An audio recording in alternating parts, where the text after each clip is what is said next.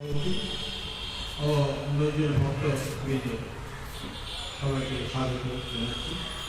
তো আমি তো আসলে সাহিত্যিক কবিও না, আমি নজরুলের কিছু প্রাতিষ্ঠানিক বিষয়ে আমি একটু কাজ করি। সেটা হলো যে কথা এখন যেটা বলতে হয়, যে কারণে আসছেন নজরুল আমাদের বাংলাদেশে আসছেন, যে কারণে নজরুল জাতীয় কবি, যে কারণে আমরা বাংলাদেশের মানুষকে তাকে জাতীয় কবি হিসেবে গ্রহণ করেছি, কিন্তু একটা অসম্পূর্ণতা ছিল, যেটা হলো গেজে, সেটা হয়ে গেছে। এই সাহিত্যটা পুরো, কিন্তু একটা কাজ হয়নি, যার জন্য নজরুল বাংলাদেশে আসলেন, বাংলাদেশে নাগরিকত্ব পাইলেন এবং জাতীয় কবি হিসেবে গেজে হলো, তার কথাটা এখানে চয়ন হয়নি। সে হলো সেই মহিলা প্রমীলা। আরে প্রমীলা বাজি কাউটা না হইল, প্রমীলা বাজি মাইগঞ্জে না হইল, প্রমীলা বাজি বাংলাদেশে না হইল, নজরুল বাংলাদেশে আসতে পারত এর সঙ্গে। প্রমীলা কারণেই নজরুল বাংলাদেশে তাকে আনা হয়েছে, প্রমীলার কারণেই আমাদের কবি জাতি কবি, কিন্তু তার কথা উচ্চারণ হয় না।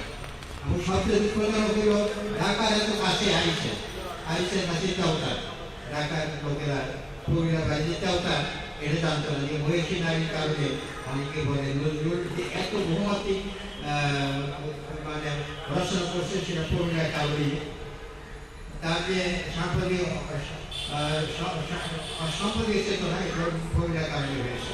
তো আমি এর ব্যাপারে বেশি কিছু বলবো না, তো একটা দিন বলি, প্রমীলাকে নজরুলকে আমরা তুলে ধরার জন্য আমরা দুইটা সম্মেলন হয়ে গেছে। 2015 সালে দেওদার জাতীয় নজরুল সম্মেলন, যেখানে সম্মেলন হয় ঢাকায়, আমরা সেখানে দেওদায় করেছি নজরুলের প্রমীলার জন্মভূমি দেওদা। সেখানে আমরা 2015 সালে 3 দিন অনুষ্ঠান হয়েছে। 16 সালে আরেকটা জায়গায় যেখানে নজরুল দুইবার যে ছিলেন চুয়াডাঙ্গা গার্বাটায়, সেখানেও এই দেখেন 2016 ওখানে নজরুলের জাতীয় নজরুল সম্মেলন হয়েছে এবং দুইখানে ওই যে এলাকার জনগণ দাবির প্রবৃত্তিতে ওই জায়গায় দুইটা ইউনিভার্সিটি এবং দুইটা সিটি কেন্দ্র হওয়ার কথা।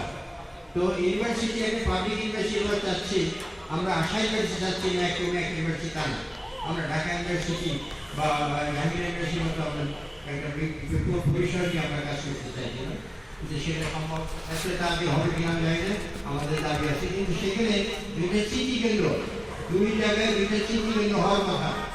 এবং গত আপনার জেনে খুশি হবেন, গত 2023 সালে দুই জায়গায় দুইটা সিটি কেন্দ্রের জন্য 27 কোটি টাকা বরাদ্দ করা হয়েছিল। এটা হয়তো আপনারা অনেকেই জানেন না।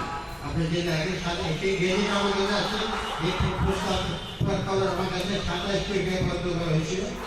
সে টাকা ইউক্রেন যুদ্ধের কথা বলে 27 কোটি টাকা স্থগিত হয়ে গেছে।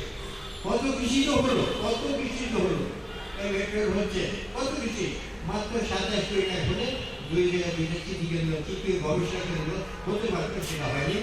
এখন আমাদের দাবি হলো সেই 27 কোটি টাকার সাথে আরও কিছু টাকাকে সেটা দিয়ে নজরুলের যে আমাদের যে জাতীয় নজরুল সম্মেলনের যে সিদ্ধান্ত হয়েছিল সেই বিষয়টা বাস্তব। আরেকটা বিষয় আপনারা জানেন না, নজরুলের কবিতা বাড়ি হচ্ছে দেওদা। এখানে আমাদের ইমনি খানে দেখেন ওর বাড়ি কিন্তু হয়ে গেল, তার কাছে হয়তো শুনছেন। যাই হোক, দেওদায় বইটা বাবার বাড়ি, তার বাপ চাষের দেওদায় বাসে, তার বাপ চাষের নামে 53% ভূমি, 53 ডিসিমাল ভূমি আছে। দুইটা দুই কোটিয়ানে তার তিন বাপ চাষের নামে, অর্থাৎ প্রমীলা বাবার নাম দাদার নাম হইল, বাবার নাম হইল, বড় চাষার নাম হইল জগৎ কুমার সেন, প্রমীলা বাবার নাম হইল বসন্ত কুমার সেন, আর ছোট চাষার ইন্দ্র কুমার সেন। এই তিনজনের নামে দুইটা কোটিয়ানে 53% ভূমি আছে। এটা আমরা এই জমি আমরা সিএস পর্চা আমরা সংগ্রহ করেছি। পরবর্তী ওনাদের বিভিন্ন কারণে ওনারা রেকর্ড করতে পারেন, ওদের মারা গেছেন, বিভিন্ন কারণে আরেস্ট নিয়ে চিন্তা হয়নি। তো সিএস পর্চায় যেটা আছে, আমরা এটা নিয়ে 2010 সাল থেকে বিভিন্ন পর্যায়ে আমাদের পরিষদ সহ আমরা বিভিন্নভাবে এটা আমরা এবং মানিগঞ্জে আমরা একটা মানব আন্দোলন করেছি উদ্ধারের জন্য। এখন বৃহত্তর পরিসরে যে কাজটা একটা পার্টি আমাদের নজরুলের নাম গেজেটভুক্ত হয়েছে, কিন্তু যে কারণে নজরুল বাংলাদেশে, যে কারণে নজরুল জাতীয় কবি, যে কারণে নজরুলকে আমরা গেজেটভুক্ত করতে পারছি, সেই প্রবীণতা আমাদের ভুলে চলবে না। তার জন্য আমাদের কার্যক্রম গ্রহণ করতে হবে। আমরা আশা করি এই যে বিএনপি নজরুল সেন্টার সহ যারা আমরা আছি সবাই মিলে এই কাজটা আমরা করতে পারি। খুব সহজ আরেকটা কথা বলি, সেটা হলো যে সুচিত্রা সেন, সেও বাংলাদেশের নিয়ে, তার বাড়ি পাবনা, উনি দীর্ঘদিন ভারতে ছিলেন। পাবনায় তার ভাবপত্তি বা একটা বিহার হয়ে গেছে, সে গ্রেপ্তার করা হয়েছে। সুচিত্রা সেনের নামে সেখানে প্রতিষ্ঠান করা হয়েছে। আমি তো অনেক দূরে, আমি নাই। ওই যে ভিতরে যে মুরব্বীরা আছে না, তারাই আছে, তারা কাছে চাবি নাই। কষ্ট করে আপনার কাছে ভিডিও চাবি দিচ্ছি না।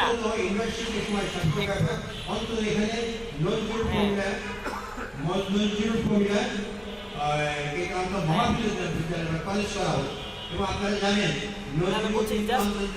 কষ্ট করে দরজাটা খুলে দিয়ে আসার জন্য, দরজাটা খুলে দিয়ে আসার জন্য। আমি অনেক দূরে, একটু দেন না, ওনার মুরব্বী বয়স্ক মানুষ দাঁড়ায় আছে, খুব উপকার হবে একটু প্লিজ, একটু হ্যাঁ একটু প্লিজ, একটু দেন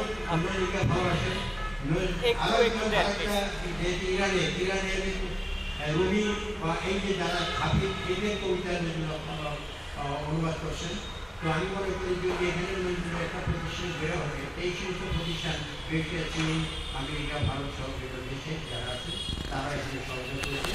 আর একটা সুন্দর জায়গা আইসে কালকা। তো আমরা বলি যারা এখানে আসা আতিকুল্লাহ ভাই সহ সবাই বলি, আপনারা যখন গিয়ে না থাকেন নজরুলের প্রেম যৌনার পাশেই কবিরা বাড়ি, সেটা দেখবেন। প্রেম যৌনা স্নান করবেন, গোসল করবেন। তো নদীর একটা গানের কথা বলে আমি শেষ করি।